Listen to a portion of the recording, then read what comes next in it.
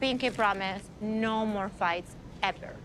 Later. What mice, you idiot? What mice? You're a shitter! No, I'm not. So that was a fucking lie.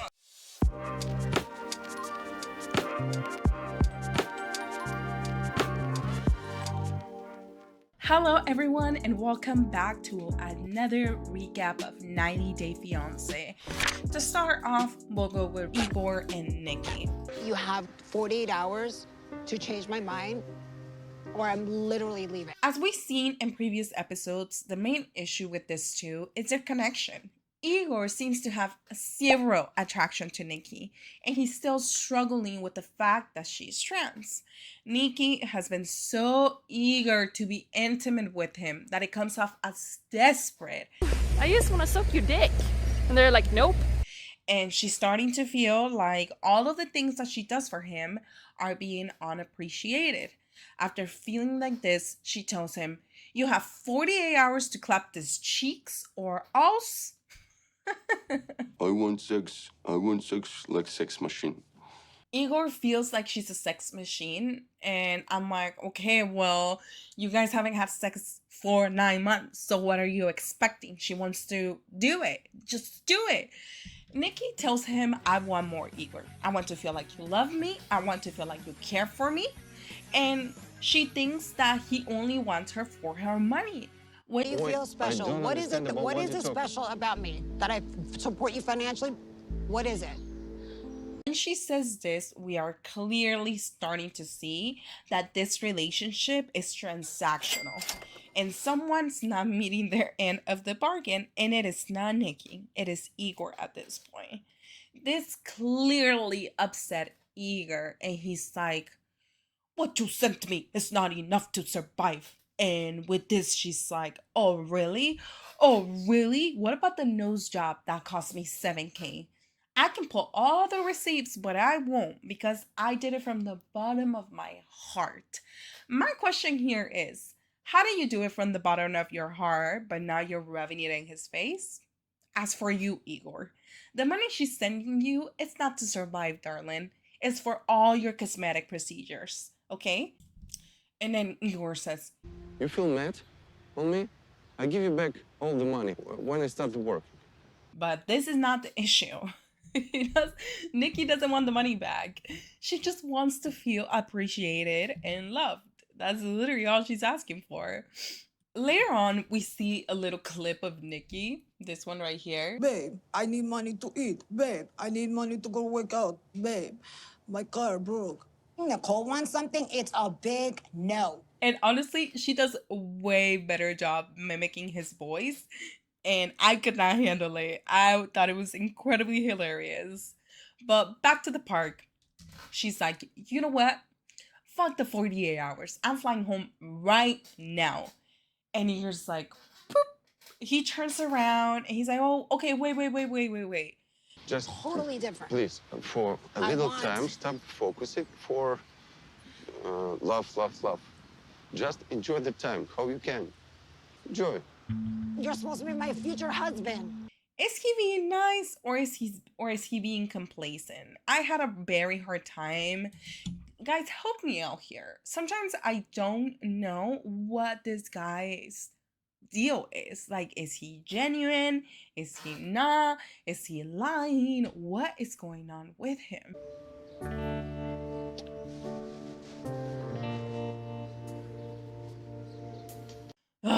And then he kisses her and everything just makes up. Like, seriously? I'm so tired already of this couple. I don't think he's attracted to her, and I feel like he's just stringing her along. Later. Later on, Nikki calls her mom, and her mom brings her back to Earth because she already knows her, and she knows that she gets very aggressive and loud when she gets upset. How about if you change the way you behave toward him? Like, maybe be softer, be a little bit more patient. Honestly, guys, Nikki has failed over and over again when it comes to actually giving him time to adjust to her being trans in person.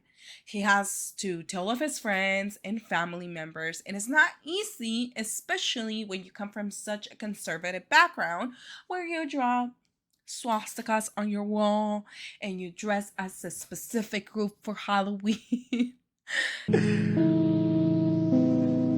not cool. That's not cool. After this, they go to dinner, and here Igor tells her this. Today I missed the gym. Yes. Yeah. So tomorrow you want to go to the gym? I guess he's going to the gym in the morning, but Nikki wants to join him. The only problem is that Igor doesn't want to take her to the gym because the ceilings are too short.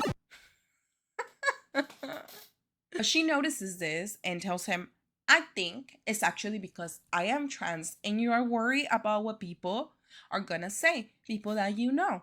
And he's like, no, baby, it's actually a gym for people that come from other countries. What is this, the LGBTXYZ gym? I'm like, what type of gym is that? Again, he is not comfortable with her being trans. I guess Nikki gets clogged. Just a moment. Because you might learn something. Which I didn't even know what it was, but it's like it's when other people realize that you're trans, and like I guess they made like a gagging sound because of her being trans, and yeah, that's pretty rude. Okay, stop. What? But Igor gets up and kisses her on the cheek.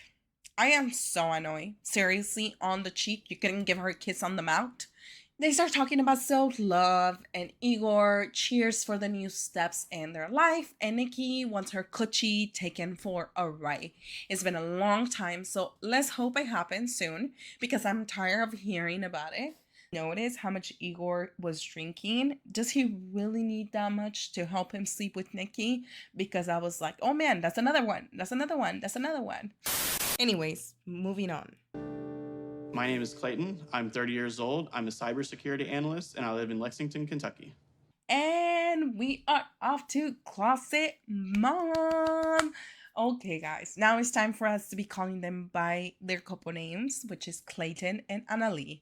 So the opening scene was the best, honestly, with the little guinea pigs.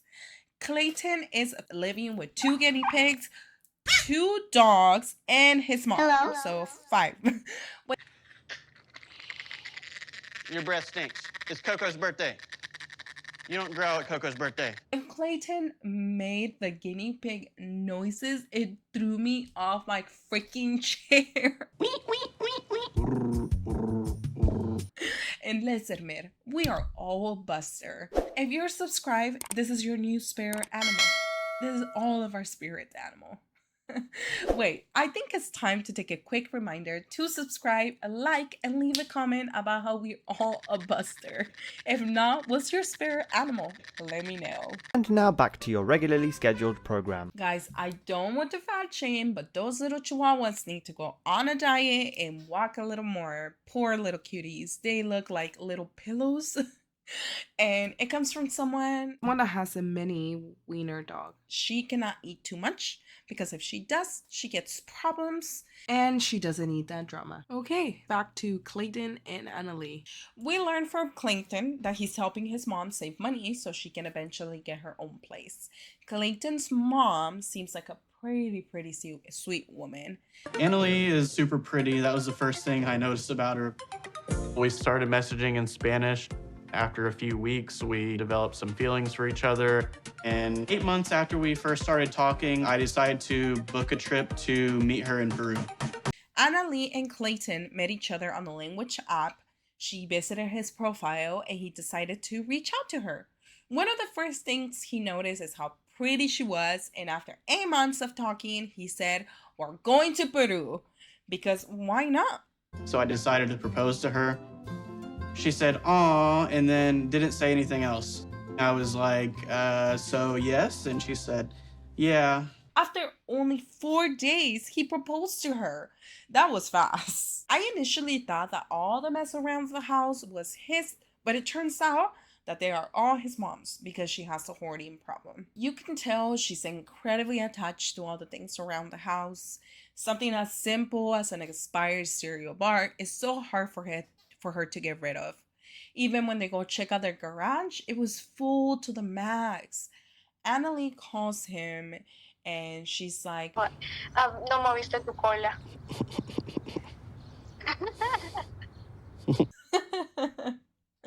if you are not shaking your butt when you call me, do you really love me? Do you really love me? Take notes, please. But she has a great question. Is there going to be enough space for me? And he's like, oh yeah, of course, we're working on it. Later. Clayton is taking the guinea pigs for a checkup because his mom overfeeds them all the time when he's at the vet. Do you know they eat guinea pigs in South America? Yes. My fiance has eaten a guinea pig, and she says it's delicious. This is the first cast member worried that their fiance is going to eat their pets. And I was like, does he think that Annalie is over there like, I love guinea pigs for breakfast, lunch, and dinner. Yummy, tasty. Dinner is served.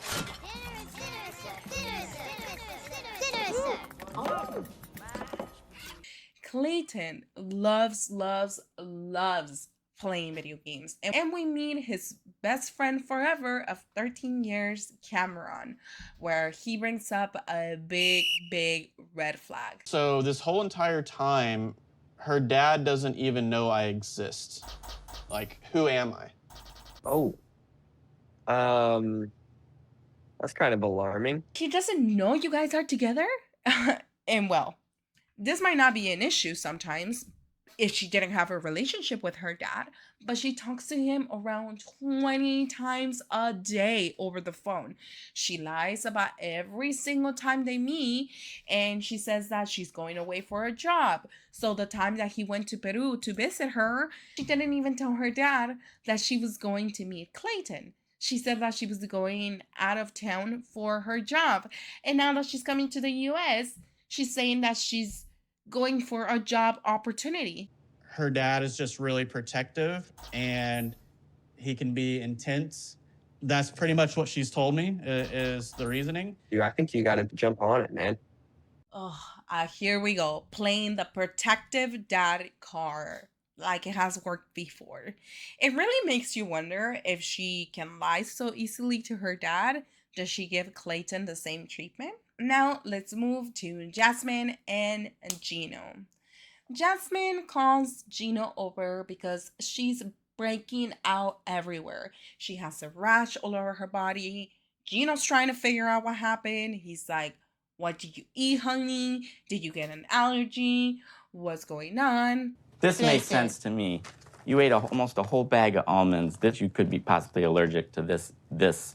If I die, I die. Gino is adamant that the freaking almonds are the reason. Jasmine is like, it's my dermatitis, Gino. It's my dermatitis. It's probably your dusty ass house, your stained toilet, your dirty old bed sheets. But Gino, no. He's like, so adamant, takes his ass downstairs to get the almonds. And Jasmine, under her breath, is like, idiot. When he comes back, he makes this comment. You were living in a dirty apartment with mice in it.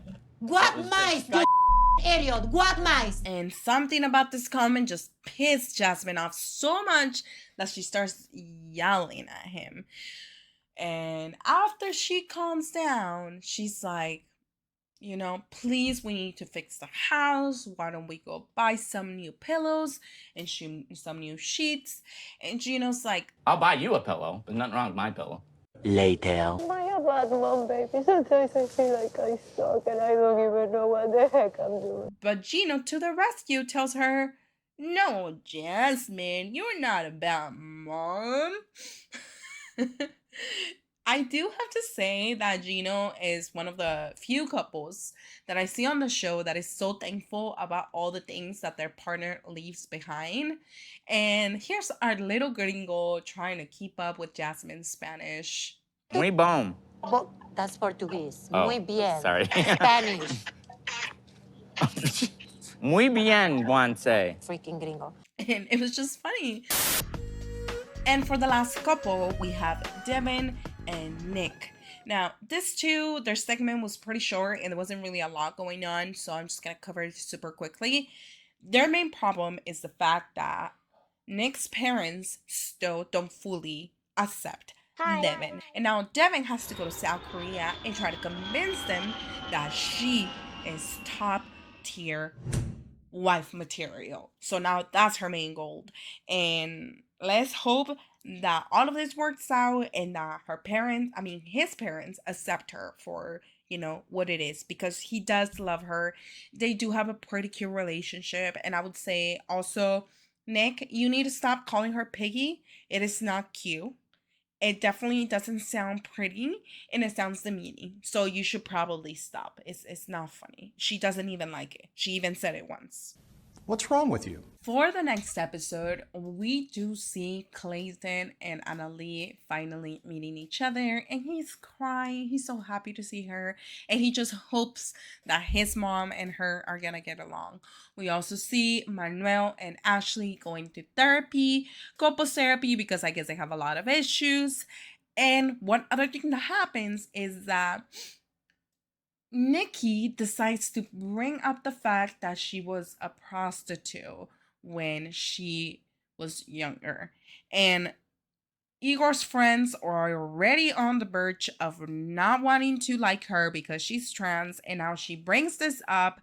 And you can see even on this girl's expression how thrown off she is by this comment. I was hooked on drugs. I had to prostitute myself. Yo, what? So I hope that doesn't break anything. And then we see Jasmine and Gino with the lipstick that was probably planted in the car by the producers, so there could be some drama. Because, come on guys, do you guys really think that Gino got a lipstick in his car knowing how much of a crazy person Jasmine is? You're a shitter. No, I'm not. Yes, you are. I never. Yes, you That's not cheating.